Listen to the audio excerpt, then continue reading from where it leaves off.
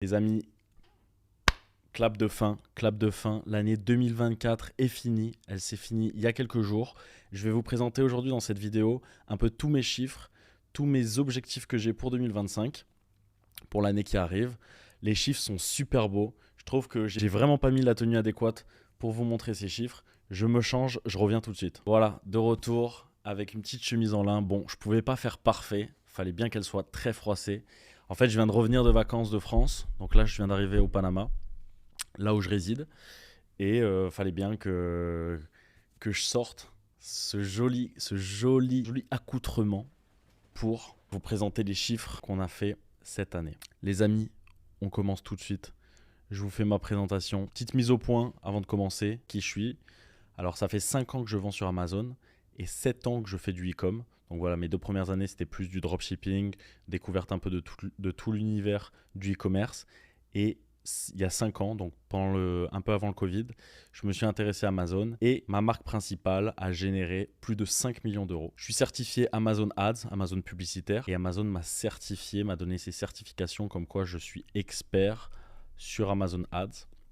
Et je suis aussi fondateur d'une agence experte sur Amazon. Donc on accompagne des personnes soit pour la gestion de leur marque, soit pour des missions variées, pour développer en fait leur marque, développer des nouveaux produits, les aider dans leur croissance, les aider sur un scale, réduire leurs coûts publicitaires. Voilà, il y a beaucoup de choses qui peuvent être traitées en fait dans l'univers d'Amazon. Et j'espère que si vous restez jusqu'à la fin de cette vidéo, peut-être je peux réussir à vous décrocher un call pour qu'ensuite on puisse travailler ensemble. En 2024, les amis, qu'est-ce qui s'est passé sur ma marque? On va commencer par le CA. Le CA, mon chiffre d'affaires est quasi identique à l'année dernière. Donc ça, on peut voir ça comme une bonne chose ou comme une mauvaise chose. Moi, je vois ça comme une bonne chose. Ça veut dire beaucoup de stabilité sur mon business. Comme je vais pouvoir vous montrer ici, on est sur un chiffre d'affaires de 1,4 million d'euros avec 82 000 unités vendues. Voilà. Donc ça, c'est du 1er janvier au 31 décembre 2024. Et le profit, lui, a quasi triplé. On est sur un profit. Bon, là, on voit moins 23%. C'est parce que maintenant, j'utilise Sellerboard. Avant, j'utilisais Shopkeeper. Donc, en fait, il se base sur des stats qui ne sont pas bonnes, surtout sur le profit. Il n'y avait pas les publicités qui étaient connectées. Voilà. Donc, il ne faut pas prendre en compte ça. Mais l'année dernière, voilà, on voit que par contre, sur le chiffre d'affaires, c'est bon. Donc, il y a une légère hausse de 6%. Donc, l'année dernière, j'avais fait à peu près 1 350 000. Imaginons, on va arrondir à 1,4 million. J'avais un bénéfice qui, lui, était de 100 000. Donc voilà, cette année, 300 000 de bénéfices, beaucoup mieux qu'avant. Ça, c'est par rapport à des stratégies que j'ai mis en place, je vous les montre juste après. Autre bilan de 2024, qu'est-ce qu'on peut voir? Voyage. J'ai fait 2 voyages en Colombie, pour l'anniversaire d'une amie et pour l'anniversaire d'un ami. J'ai fait un voyage à Miami et je suis resté 2 mois en Argentine. Donc j'ai voyagé en Patagonie, je suis allé 2 fois à Buenos Aires et à Cordoba. Donc voilà, très sympa, je me suis fait des beaux petits voyages. Je suis rentré en France aussi 2 fois l'année dernière. Et voilà, le reste, je suis resté à Panama ici à travailler. Niveau lifestyle, qu'est-ce que j'ai réussi à faire de bien en 2024? J'ai réussi à beaucoup mieux dormir qu'avant. Voilà, je traque mon sommeil avec un outil qui s'appelle Whoop.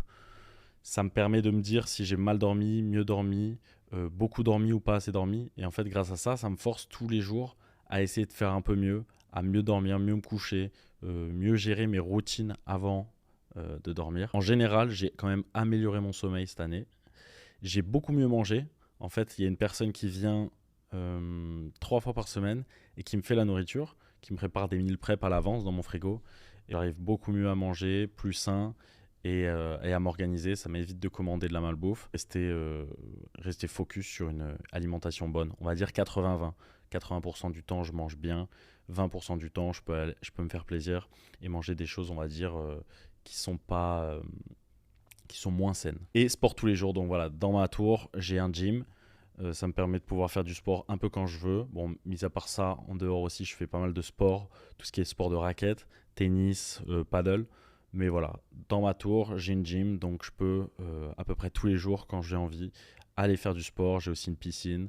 Donc ça aide vraiment à rester tout le temps actif. J'ai aussi un petit chien, donc je le promène 2 fois par jour. Ça permet pareil de me promener un peu tous les jours et de rester actif. Donc ça, c'est un peu sur la partie bilan bilan 2024 par rapport à mon business et à moi-même. Aussi, je vais vous présenter les enseignements que j'ai pu tirer de 2024. Peut-être avant de vous montrer ça, je peux vous montrer les chiffres que j'ai sur mon seller board. Donc, vous voyez, il y a quand même beaucoup de produits que je vends. Si on descend tout en bas, à ce qui paraît un minimum correct, on peut commencer à celui qui fait, ceux qui font à peu près 5K de vente. Donc, on voit que j'ai quand même une trentaine d'SKU qui tournent avec des unités vendues. 300 unités vendues, ça fait quand même un par jour. C'est pas ce qu'on vise. Si vous lancez des produits, ce qui est intéressant, c'est les produits qui commencent à quand même vendre au minimum 3 par jour pour avoir des résultats assez intéressants. Il faut savoir que j'ai des produits quand même qui se vendent assez peu cher. Ça, je vous recommande pas trop. J'ai des produits qui ont un panier moyen à 12-13 euros. D'autres qui sont plus à 35, 40. Donc ça, c'est beaucoup mieux. Ça permet déjà d'être plus flexible au niveau des publicités, mais aussi de pouvoir avoir une marge plus haute. On voit la marge, c'est où qu'on peut voir ça. Net profit. Non, même en pourcentage, c'est peut-être mieux, plus réaliste. Voilà, marge. On voit que les produits, celui-là a une marge assez faible, alors que le deuxième, donc ça c'est un produit que j'ai lancé cette année, enfin l'année en 2024. Lui, on est sur une marge à 40%, alors que l'ancien produit était bien à 25%. Donc c'est des petits pourcents, mais sur des montants aussi conséquents, ça peut vraiment changer la donne. On verra ça par la suite. Je vais vous montrer d'autres changements de pourcentage que j'aimerais faire. Et ça peut vraiment faire gagner des dizaines de milliers d'euros. Ou du moins d'économiser des dizaines de milliers d'euros. Donc voilà, on consomme pas mal en pub. On crame pas mal de pubs sur ces produits parce qu'il y a beaucoup de concurrence. Mais comme je vous dis, c'est des produits assez peu chers. Et on se rend compte quand même que la publicité, par rapport aux chiffres, prend quand même une grosse place. Par exemple, sur celui-ci, 230 000 pour 65 000 d'ads, c'est assez conséquent. Là, par exemple, on voit que pour 62 000, je fais 300 000, donc ça, c'est beaucoup mieux. J'ai réuni quand même les produits par an, il y a des sous-variations. Mais ça reste quand même bien à la fin. En fait, il y a l'ACOS et il y a le TACOS. Mon TACOS est intéressant. Mon ACOS n'est pas toujours intéressant. Je peux vous montrer les publicités. Donc ça, c'est les publicités qui ont tourné cette année et qui tournent encore, en fait, qui sont toujours actives. Je peux activer les campagnes désactivées. Ça peut même peut-être être intéressant pour vous. Donc on voit que les plus gros marchés sont pas forcément ceux de France, parce qu'en fait, ceux de France, le marché est plus petit. Donc ça m'intéresse un peu moins, on va dire, de dépenser beaucoup d'argent. Mais je me rends quand même compte qu'il y a moins de concurrence. Donc l'Allemagne, plus gros marché, plus de concurrence, donc plus de publicité. Donc qu'est-ce qu'on voit de intéressant? Qu'est-ce que je peux vous montrer d'intéressant? Les ACOS. Les ACOS sont pas très fiables à 100%, parce qu'en fait, je sais pas pourquoi ça prend pas en compte un certain montant du produit total. Donc voilà, on peut descendre un tout petit peu à la baisse. C'est pas non plus énorme. Je pense que là, par exemple, on serait sur 78. Là, on serait sur du 32. Voilà. Mais on reste quand même, je sais quand même voir quand un produit marche en termes de publicité ou quand un produit n'est pas très rentable en publicité, mais par contre peut aider à ranker et faire après du volume organique. Les ventes en organique du moins. Donc là, voilà, en Allemagne, par exemple, cette deuxième campagne qui est toujours active, on voit. Celle-là, des dépenses à hauteur de 16 000 pour un CA à 20 000. Ça, c'est vraiment pas intéressant. Bon, là, je vous les montre, elles sont actives, mais c'est parce que je vous montre sur l'année. Forcément, elles ont été optimisées avec le temps, adaptées, mais j'ai quand même une grosse saison et je pense que ces chiffres-là sont pas bons parce que pendant cette haute saison, les dépenses n'étaient pas rentables par rapport aux chiffres, de vente. Les dépenses étaient trop élevées. Mais depuis, ça a été adapté et j'espère que du coup, en 2025, ça sera plus optimisé. Pareil pour celui-ci 25, très intéressant. Celui-là a été coupé. S'il a été coupé, forcément, ça veut dire que je l'ai juste dispatché sur une nouvelle campagne. Voilà, je peux quitter ça et vous montrer que des campagnes, voilà, ça a été plus optimisé. Il y avait 700 campagnes qui tournaient, maintenant il y en a plus que 80. Tout était mieux agencé, mieux ordonné. En fait, voilà, j'utilise un outil qui me permet de pouvoir un peu plus tout automatiser maintenant.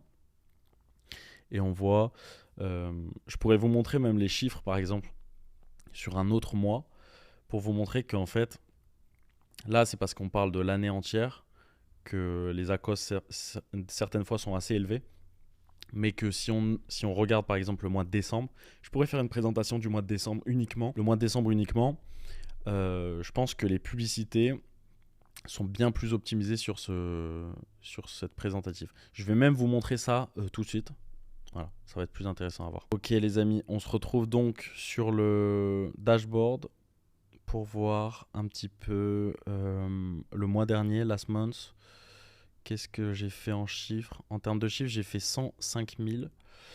Et donc, sur ces publicités, on voit que c'est quand même beaucoup mieux optimisé, sachant que c'est quand même une période assez haute. Voilà, période de fête. Il y a beaucoup de commandes. Là, on voit vraiment que les ACOS, ils dépassent rarement les 50%. Là, il y en a qui sont pas très rentables. Au UK, je vends pas de produits pour les fêtes, donc c'est juste des lancements de produits. C'est normal que ça soit pas très rentable. C'est surtout en France que j'ai vendu en fait des produits qui étaient dans la thématique de Noël ou qui étaient propices du moins à offrir pour des cadeaux. Donc voilà. Là, on voit bien plus optimisé. Ça peut encore être optimisé. Là, on voit qu'il y a des sens UK. Donc à travailler. Mais on est sur la bonne direction. Qu'est-ce que je peux vous montrer d'autre? Donc voilà, les enseignements que je peux tirer de 2024. La marge est plus intéressante que le chiffre d'affaires. C'est sûr que si on parle d'un point de vue égo et juste chiffre, j'ai fait 130 000 en 2020. Si on parle purement égo, j'ai fait 1,4 million cette année. L'année d'avant, j'ai presque fait le même chiffre, 1,350 000. L'évolution n'est pas monstrueuse. J'aurais pu passer par exemple la barre des 2 millions, mais j'ai triplé ma marge. Au final, le seul truc qui compte, c'est la marge. Donc marge plus importante. Là, on va pouvoir cette année travailler pour essayer de faire plus de chiffres, maintenant que la marge est optimisée. Ayant encore à optimiser la marge, je vais vous montrer après justement, voilà, automatiser ces PPC. Là, vraiment, il faut qu'on travaille une étape parce que la part publicitaire par rapport à mon chiffre de vente est quand même très très élevé. Il faut optimiser la PPC, c'est le plus important, on va dire, une fois qu'on fait du chiffre, d'optimiser, c'est le plus gros poste de dépense. Et rester en stock, voilà. Donc il y a des produits qui n'ont pas vendu toute l'année en 2024. Ça, c'est vraiment dommage parce que c'est de l'argent perdu et surtout que, comment dire, il n'y a vraiment pas d'effort à faire pour gagner cet argent. Il est juste, les clients attendent votre produit et juste vous n'arrivez pas à leur montrer que vous avez votre produit par rapport à leur demande. Donc ça, c'est vraiment stupide. C'est ce qu'on enseigne à tout le monde. Toujours rester en stock et ne pas être passif. Toujours vouloir chercher des nouveaux produits, toujours vouloir optimiser ses produits. Un produit qui meurt, c'est fini. Et pour relancer un nouveau produit, ça met plusieurs mois, donc c'est long. Et par exemple, j'ai fait le cas pratique avec un produit en 2023. Plusieurs vendeurs chinois sont arrivés sur le marché, ils ont cassé les prix.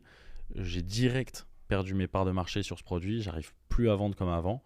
Je vends pratiquement 4 fois moins que l'année d'avant. Donc en 2024, j'ai vendu 4 fois moins qu'en 2023. Et quand j'ai vu ça arriver, j'ai été assez passif et surtout, je me reposais beaucoup, on va dire, sur mes acquis par rapport à ce produit et donc j'étais dans une démarche où j'ai pas besoin de trouver de nouveaux produits. Par exemple, là, ça c'était un produit surtout qui vendait en décembre pendant la période des fêtes. Et donc cette année, on voit que mon chiffre a été de 106 000, je crois. Et en fait, il faut se dire que 106 000, un mois normal pour moi, un mois bas, on va dire, alors que normalement, il y aurait dû avoir une part en plus par rapport aux ventes de ce type de produit. Donc on voit bien que là, j'ai perdu complètement mes parts de marché sur ce produit. Toujours essayer de trouver des solutions, essayer de rebondir, faire des veilles un peu, chercher. Bon, ce concurrent chinois, je l'avais vu arriver quand même. En l'occurrence, il n'y avait vraiment rien à faire. Il arrivait à avoir des prix exceptionnels. Il s'est bradé. Et donc, c'est souvent la technique des vendeurs chinois. Hein. Mais voilà, toujours essayer d'avoir des nouveaux produits, de lancer des nouveaux produits pour pas être impacté par la vente ou par la perte d'un produit que vous vendiez bien. Là, on voit que ça m'a pas impacté parce que je fais toujours le même chiffre, mais ça aurait pu beaucoup plus m'impacter si je comptais uniquement sur ce produit, par exemple, pour faire la moitié de mon chiffre. Donc voilà, très intéressant. Et bon, dommage pour ce produit. J'ai quand même essayé de trouver une solution. On va essayer de le lancer d'une variante différente pour 2025 que aucun vendeur ne propose et peut-être qu'il va réussir à faire que je vais différencier ce produit par rapport à la concurrence et pouvoir reprendre des parts de marché. 2025. Ouais, je vous avais pas montré, mais la marge, on est à une marge de 21%, sachant que en 2023, donc l'année encore avant, j'étais à une marge inférieure à 10%. Donc j'avais une marge à 8% si je me souviens bien, presque 3 fois inférieure. La marge, donc voilà, je répète, mais la marge, là on voit que sur un chiffre comme ça, sur 1,4 million, j'arrive à me sortir 300 000 dans ma poche. Sur un chiffre comme 2023, sur 1,3 million, je m'étais sorti 100 000 dans la poche. On parle de 200 000 de différence pour le même chiffre. Très important. Donc voilà, essayez d'optimiser ça, vos coûts de produits, tout ça pour essayer, et vos dépenses publicitaires bien sûr, ça c'est vraiment les plus gros postes de dépenses pour augmenter sa marge. 2025, les objectifs pour 2025, je vois qu'il y a 20 slides en attente. Préparez-vous, ça va être assez chargé. Je vais quand même baisser ça pour pas vous spoil. Tac, tac, tac, tac. Objectif pour 2025, développer mes offres sur les pays manquants. J'ai des offres qui tournent par exemple en France, d'un produit qui se vend bien, mais qui sont pas créées, les offres ne sont pas dupliquées dans un autre de marketplace, pardon. Par exemple, le produit vend bien en France, mais n'est pas en Allemagne. En Allemagne, c'est un tout aussi gros marché. Surtout que j'ai fait une vidéo là-dessus. Si je me souviens bien, c'est ma première vidéo. C'est de l'argent perdu, un manque à gagner. Et la plupart des gens cherchent à lancer des nouveaux produits alors qu'ils ne se concentrent pas sur ce qu'ils ont déjà actuellement et les améliorations qu'ils peuvent faire ou même l'expansion à l'international qu'ils peuvent faire sur les produits actuels. Donc ça, je pense vraiment que sur l'année 2020, à 100 000 à 200 000 euros par an, enfin qui vont être faits en 2025 et du coup dans les années suivantes, qui sont vraiment free, qui sont gratuites. Le trafic est déjà là, la social proof est déjà là, il y a déjà du monde qui a mis des notes, qui a validé le produit, donc il ne reste plus qu'à le montrer à des nouveaux marchés pour pouvoir vendre. Vous avez vu que j'ai beaucoup d'SKU, donc il y a beaucoup de travail à faire. Déjà, il y en a pas mal qui sont sur tous les pays, mais il y a beaucoup de SKU à placer et à prendre de l'argent dessus. Donc voilà. Deuxième objectif, mon produit phare. Le produit phare que je vous ai montré, il y en avait deux, mais il y en a un qui n'a pas beaucoup de place actuellement en Italie et en Allemagne. Ce sont des gros marchés pour lui. Et donc la technique pour ça, on va faire mal aux ACOS encore une fois, mais il faut un PPC agressif pour essayer de gagner du ranking. Avoir une production locale, je sais que ça plaît pas mal aux Allemands et aux Italiens d'acheter des produits sourcés dans leur pays. Donc essayer de, pourquoi pas, avoir une production locale et des prix attractifs. Ça pareil, on est sur Amazon. Le but c'est d'avoir un produit avec un prix peu cher et qui plaît le plus et qui correspond le plus aux demandes des clients, aux attentes des clients. Troisième objectif, lancer des nouveaux produits à fort potentiel. Donc ça revient à ce que je disais juste au-dessus, ne pas être passif. Il faut que je lance des nouveaux produits. Et je me suis donné l'objectif de lancer 2 nouveaux produits. Pourquoi pas plus? Parce que comme je vous ai dit, il y a déjà des offres à dupliquer toute l'année qui vont me rapporter 200 000. Il y a des parts de marché à prendre en Italie et en Allemagne et ça peut être colossal. Et donc, si j'arrive à lancer 2 nouveaux produits, pareil, qui arrivent à bien se vendre avec des fortes demandes et où je peux essayer de rentrer sur ces marchés, pénétrer ces marchés de manière rapide, je serai content avec ces trois choses-là qui pourraient me faire augmenter mes revenus. Quatrième point, réduire le taux de remboursement à 2%. Je vous avais montré mes chiffres juste au-dessus. Voilà, on est là. 3800 remboursements cette année. Sur 87 000 unités vendues, j'ai remboursé 3800 personnes. Ce qui fait qu'actuellement, on a un pourcentage de plus de 4%, si je me souviens bien. Donc l'objectif, voilà, ou peut-être 5 même. Donc ça correspond à 82 000 de remboursement. L'objectif, c'est de réduire ça à 2%. Ça permettrait déjà d'augmenter mes marges, forcément. C'est 44 000 que j'ai dans la poche et que j'évite de rendre aux clients. moins de garantie à Z, donc la santé du compte reste meilleure, il y a moins de problèmes avec les clients, et moins d'avis négatifs sur mes clients, donnés par mes clients, je veux dire. Comment je peux changer ça ?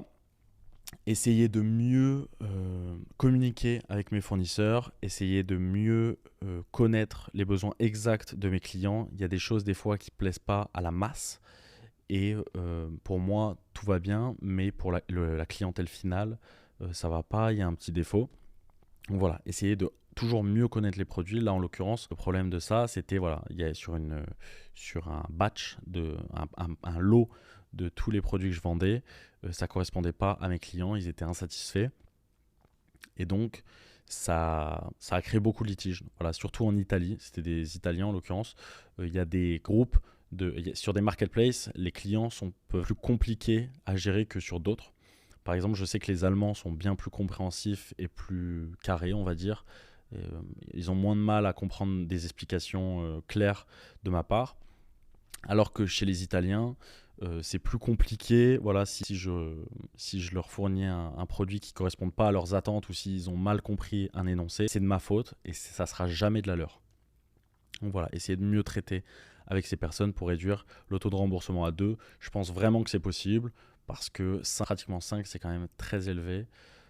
Voilà, il y a quand même quelque chose à faire là-dessus. Les derniers points, donc augmenter. Donc en fait, les 3 premiers points vont permettre d'augmenter mes revenus de 30%, j'espère, et mes profits de 30%. Ça fait qu'on passerait à un chiffre d'affaires de presque 2 millions, voilà, 1 877 000 pour un profit de 405 000, une augmentation de mon profit de 100 000 euros. Donc voilà, 100 000 euros, ça reste 10 000 euros par mois en plus, pratiquement. Et voilà, sur ma marque principale, ça serait une très belle augmentation et j'en serais content. Optimisation du PPC, voilà. Le tacos actuel, donc je vous ai montré. On est là, je le remets là.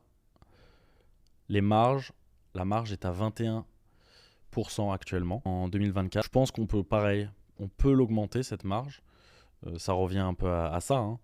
Si on veut passer de 300 000 à 400 000, il va falloir que j'augmente cette marge-là de 30%, avec tout ce que je vous ai montré juste avant. Et l'objectif, c'est d'avoir un tacos de 10%. Voilà, les produits stables. Et je vous ai montré juste avant que je voulais un PPC agressif pour les nouveaux marchés que je voulais pénétrer.